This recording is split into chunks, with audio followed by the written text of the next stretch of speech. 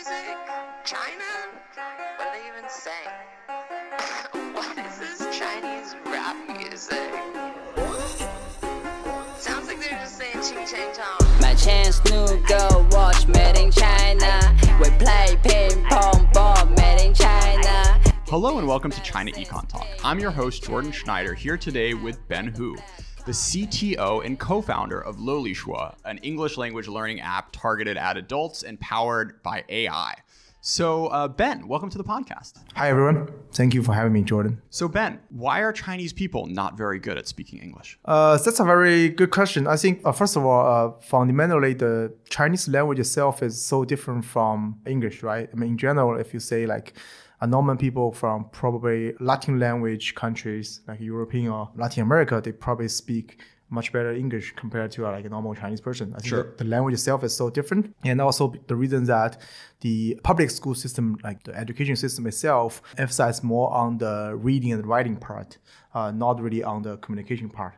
So when we talk about like communication in fluent English, the Chinese people in general are not doing very well. What are the incentives that make the education system focus more on reading and writing than listening and speaking? I think there are a lot of aspects or reasons behind it, but I think one thing in particular is that probably in terms of evaluation, in terms of taking exams and scoring the exams, reading and writing are much easier to be evaluated compared to listening and speaking. It's the same for like the TOEFL test from ETS, right? For quite a while, it only emphasized on the reading and writing, like vocabulary or words, right? But same thing, it's just easier to evaluate to like giving the score compared to listening and speaking. So that's definitely one major reason. Other than that, actually, I'm not sure. Maybe it's a historical reason. So.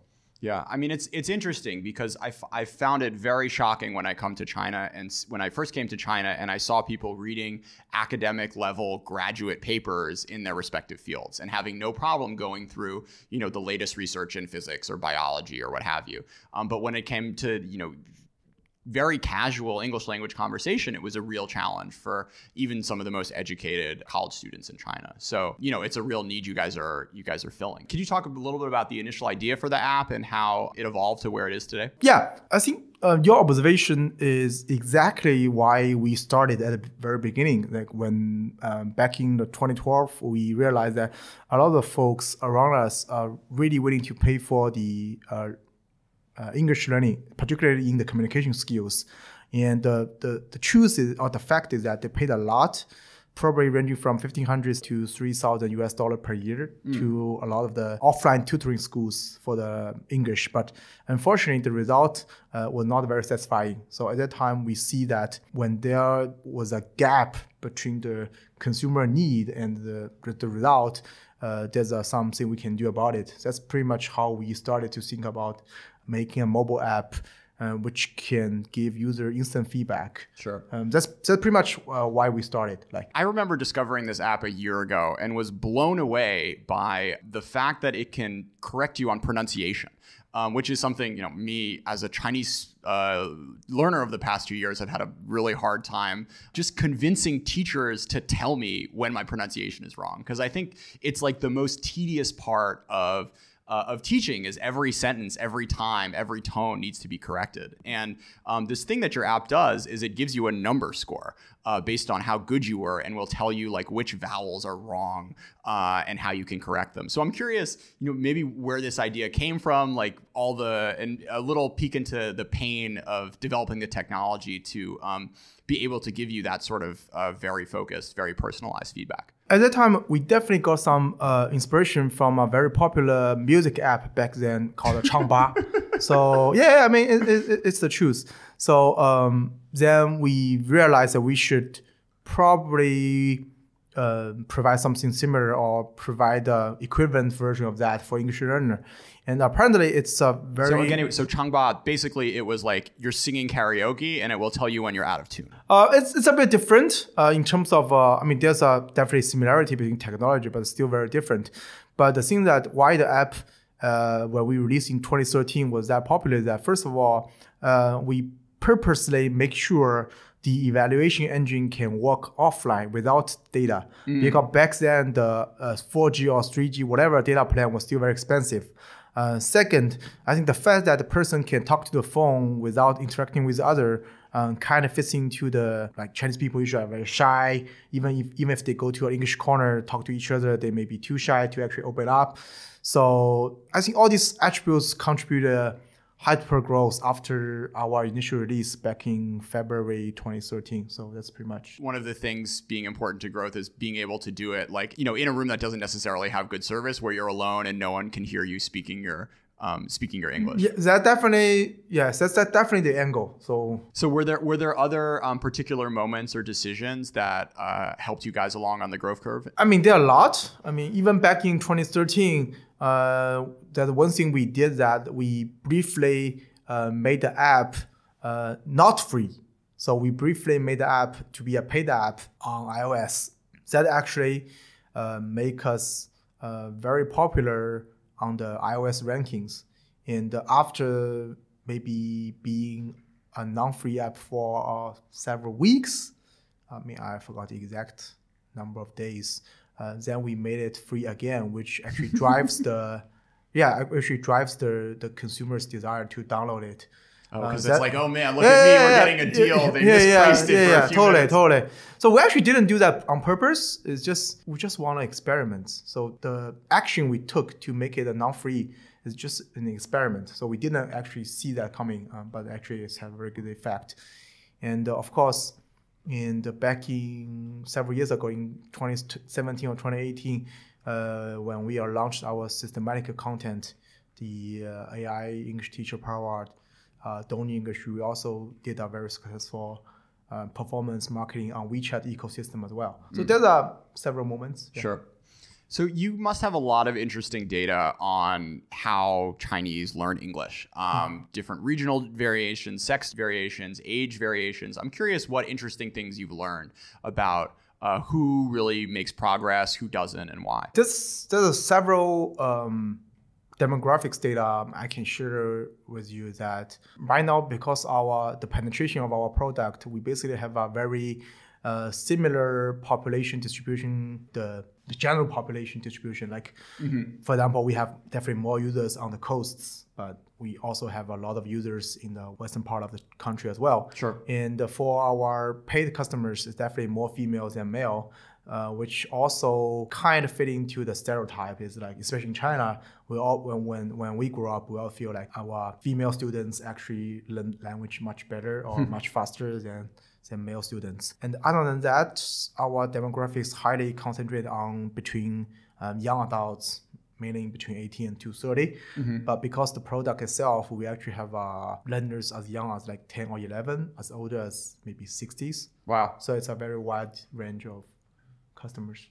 And the motivations for people wanting to learn English, is it what are the primary ones? That's actually a very interesting observation. Like probably 15 or 20 years ago in China, I think the primary reason people or a person want to learn English is definitely job related. They want to find a better job or things like that. But after 15 or 20 years of the development, right now, if you look at the reason behind our users' learning purpose, on the top is actually like things like I want to go abroad without using a translation tool or translation app. I want to watch American or like UK TV or movies without subtitles.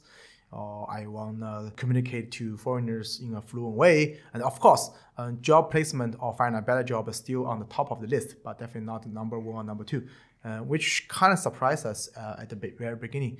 But it also may show that at this moment, I think being able to speak a better English or very good English sort of a requirement for a lot of jobs already. Yeah. Right? So it's not a plus anymore. Like, it's not, you will not be just rewarded by speaking fluent English. Yeah, for certain jobs. as a foreigner in China, I will also say this is now working the other way. And you don't just get jobs by speaking Chinese in a way that you could, say 10 years ago. So a detour into cloud computing.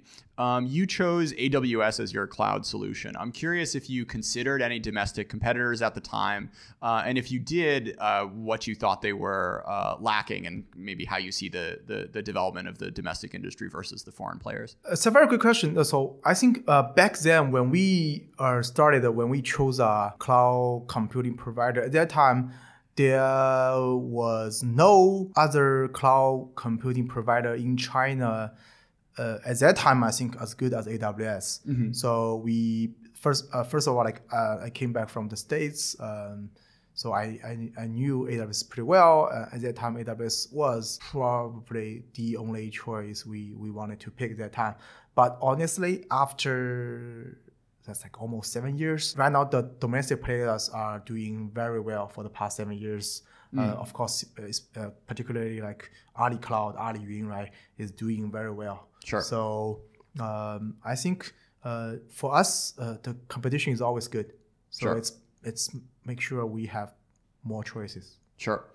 As a company that's considering and working on internationalization, does having a foreign cloud make that easier, or have you interacted with Ali Yun enough to understand if they could support that type of foreign user base? Yeah, I think Ali Cloud has a lot of presence overseas as well, and same as the Tencent Cloud from Tencent, right? And even in the international markets, AWS is not alone, right? I think the Microsoft Azure and the Google Cloud are also working very hard to catch up. Actually, there's one player probably missing out a lot of miss is that Huawei is actually working very hard in the public cloud sector. So it's good. I mean, for us, as I said, competition is always good. It's make sure we have more choices, make sure every single provider is working very hard to improve their service and to make us happy. So, sure. Yeah. So let's talk a little bit about Chinese content and consumer-focused companies doing internationalization, which is a relatively new trend over just the past 2 or 3 years we really saw come into bloom. So I just spent 2 years in a master's program in China studies, and all I got out of it was some mediocre Mandarin and badminton skills. Had I only known that at the University of San Francisco's new Masters in Applied Economics, I could have learned something to actually make me employable. You know, R, SQL, machine learning, all that good stuff you actually see on job listings in Silicon Valley and Zhongguancun. Study the economics of platforms, auctions, and business strategy at the same time as you learn the tools of econometrics, experimental design, and machine learning. And for all those China nerds out there, which is presumably all of you, this program has a special focus on China with 4 native-level Mandarin-speaking professors who focus on China's political economy and tech scene. Plus, for those non-US students out there, as this program is designated STEM, you can apply for a 3-year extension on your student visa to keep working in America after you graduate. To learn more and get an application fee waiver, go to usfca.edu/Jordan. You want to talk a little bit about ByteDance and what they've been able to accomplish? ByteDance is a company. Actually, I think it's a very. What they have been achieved with TikTok and other apps is very inspirational for a lot of the Chinese companies. And actually, there's very, very few Chinese companies ever achieved mainstream acknowledgement or whatever you can call it in the international markets. Actually, a lot of the gaming companies have been very popular or very active in international markets already, probably 5-6 years ago. Yeah. But I don't think they ever achieved this kind of mainstream acknowledgement from a lot of the Western media, stuff like that, like ByteDance did with TikTok. I feel like what the games have been doing is sort of different, right? Yeah, Tencent, it's much easier to buy half of Supercell than it is to create games that have billions of users. Yeah, right? there are actually a lot of gaming companies very popular as well. And also, actually, there are a lot of the e-commerce company from China doing pretty well on Amazon. They probably just less known in terms of the that's a good point. From the mainstream media, but no matter what, I think what ByteDance did with TikTok is very inspirational for others. Yeah, because I guess there's been this myth, narrative, what have you, that this was just not something that China could do, and they could, make products that people would buy all around the world, but not necessarily, apps and things that people would interact with on a daily basis. So I'm curious where you guys are thinking about in terms of markets and the potential challenges that you're going to need to figure out in order to help the rest of the world, not just Chinese, improve their spoken English. That's a very good question. First of all, I think language learning in general is a very generic need across the board. And there's a very few things I think is as generic as that. And we internally always have a theory that right now across the whole world, if your country's income level is still like in the middle range, like China, probably 5,000 to 8,000 or 5,000 to 10,000 US dollar per cap. And if your native language is not English, your country probably have a very strong need to improve that because English is still the language in terms of international training and academic-wise, stuff like that. So if a person in a country want to get a better job, they want to get into advanced degrees, they want to do research, they sort of need to have very good English or English understanding. Sure. So from that perspective, I think we could probably have a very good size of the market we can tackle. And also, there are already a lot of players in this market as well, which is another sign that language is a very strong need, especially in a lot of the countries we've been looking at. On the top list of their education category, majority of the apps actually language learning related. Interesting. On the top one, top two in the list. So it's a very generic. When when adults in China, they're trying to be good students and improve themselves, adult education is not just an English focused market in China. You have communities like Himalaya and Dedao where you can learn lots of different things. So I'm curious if you could talk a little bit about the other players and what other interesting things are happening in adult education and why, of all the things that people could learn on their commutes going to work, of all the things you could learn on your commute, you end up choosing Liulishuo over these other apps out there. So for adults education sector or for adults learning something, this is more like a lifelong learning thing compared like students, like K-12 students or even college students. So they probably want to improve certain skills for jobs, for life. Like if you want to broaden the sense of learning or broaden the sense of like education, you can say if I want to learn to cook, it's also some sort of education. Yeah, sure. Made to help myself to survive or stuff like that. So from that perspective, I think there are definitely very different needs, and you can learn all kinds of things. But I think why we choose English as the angle to work on, or why a user wants to improve their English, is that it's like a basic skill, and especially for the past 40 years, the China's open reform sort of makes English learning like a must thing for a lot of people in China. Like if you ask them what they want to improve or what they want to learn, I think English probably is going to be the one that pop up in their mind other than other skills, because English is a basic skill. It actually can probably help you to learn other things like programming, like economics or stuff like that, right? If you learn, let's say, like accounting, I don't know, CPA and CFA, probably English helps as well. But like language is a very basic skill. So that's why I think a lot of the people would love to pay for the service or to learn English. Yeah. Could you talk a little bit about your sort of generation of Chinese tech founders and maybe the difference in mindset or outlook from folks a little older than you, and how it ends up impacting the way you run your business, the way you think about growth, the way you think about interacting with the rest of the world? This is a very good question, but my opinion is probably a little bit different. So I always believe age is definitely not the only attribute or dimension to try to categorize certain type of founders or probably not a very good attribute either. Because I think like there's, if you look at the tech founders, like Robin Li and Alibaba type, they're probably like around 40 and 50s, right? They are much younger tech founders in China, like in 25 something. I think in the end of the day, it really depends on, it's not your physical age, right? It really depends on how old are you like inside. For example, I always give an example, like the person who created AKB48 in Japan, with a lot of teenager fans. Super old dude, right? Yeah, that's a very super old dude. So that's actually that's my point. It's like it's not really the physical age like separates what kind of product they do or what kind of strategy they take. There are people like 45 or 50 still a person who like adventure, who likes taking risks. They probably will still have a very risky strategy in terms of the business. There are people like 30, 25, but still very conservative. So their business strategy could be very conservative.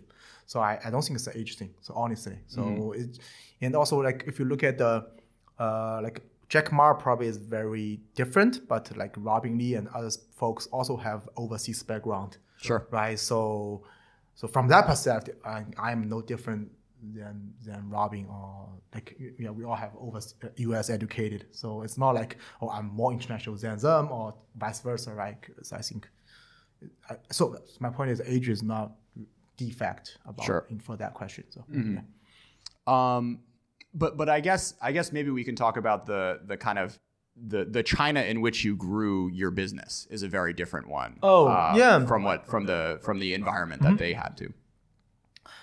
That's true. So that's probably the general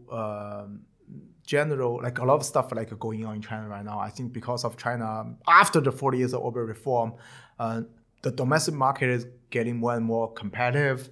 There's a lot of things going on. And also with the Belt and Road initiatives, stuff like that, I think there's a trend in the country that people would love to look outside China for opportunities or want to expand their business outside China as well. And also a lot of infrastructure probably is there, like the payment and stuff like that. And like more and more Chinese people going abroad. So all this, I think, sort of contribute to a lot of internationalization and globalization strategy or things we've been seeing like, for the past 2-3 years or 4-5 years. I think it definitely helped. Like for example, the Chinese people going abroad definitely helps the expansion of Alipay and WeChat Pay. Sure. So. You want to talk a little bit about how the talent pool has changed over time? There are definitely more and more engineers, especially because of the so many IPOs from the Chinese internet companies. The engineers getting paid better and better. So there are more and more students in the computer science major, and there are more and more engineers out of the college. That's definitely one thing. And also, there are comparatively there are more returnees from overseas as well, especially with China, more and more opportunities. It's just more talents. Sure. Of course, the cost of labor also goes up a lot as well. So. Yeah. A last one about 996 culture. I'm curious if you maybe could talk about why you think it's a thing to begin with, maybe how it's changing over time, and how you think about it with regards to your own company. So first of all, our company is not really 996. So the 996 is definitely a very popular term in China. But I think it's like software engineers talk about it. But as I said, privately, or I would say public as well, there are actually a lot of professions in China or even across the world have worse working hours as well. So I think you have to look at these issues separately. One thing that do we have to have 996 in a lot of the companies? Maybe not. Maybe it really depends on the business. And the second, 996 itself probably is not as evil or is not as bad as a lot of people think, because it's just a lot of software or internet companies or people in internet companies sort of have voice, or they like to speak out on the internet. But I think there are a lot of other professions we need to pay attention to. Like, it really depends on the angle of the topic, right? Maybe some of people want to talk about this angle is like, like all the companies, all the organizations, they kind of like squeeze people's like value out of it. Then if we talk about that angle, then I'm sure, like I said, we should pay more attention to other professions as well, right? Maybe they have the voice as well. A lot of the professions like doctors or teachers, they probably have even worse hours than 9 to 6, right? But are we paying attention to? Like, it really depends, right? Sure. Yeah, I mean, it's interesting coming back to the causes. You said earlier that initially when you were starting your company, there weren't a ton of competitors. So it wasn't necessarily like, you're one of 1,000 bike sharing companies. And if you don't have better numbers than your 5 other competitors that are pitching the same VC, you're going to die. So, there are certainly aspects to the Chinese technology ecosystem that drives this really aggressive competition, perhaps even more so than in the West. Anything else you want to say, Ben? Yeah, again, thank you for having me, Jordan. And thanks everyone for listening.